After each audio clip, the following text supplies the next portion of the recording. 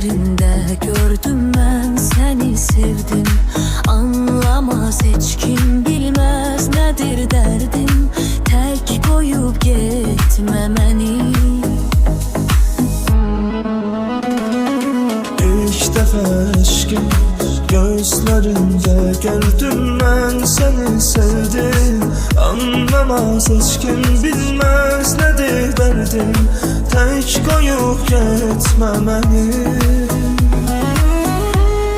Gedirsen sen git canım gözüm, salamat kal gerçeğim özüm, salamat kal. Ben bu tekliye tenha dözerem.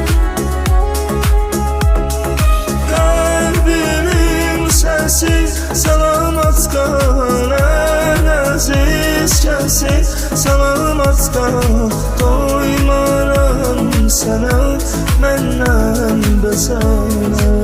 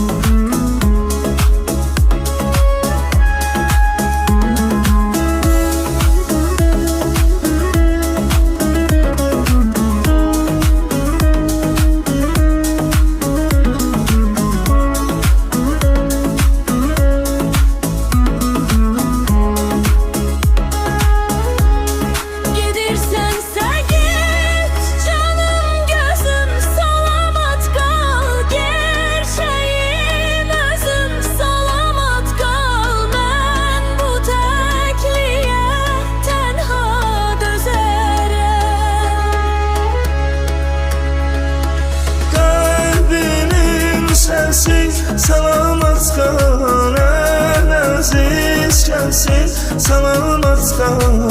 Doymaram sana menden bezene.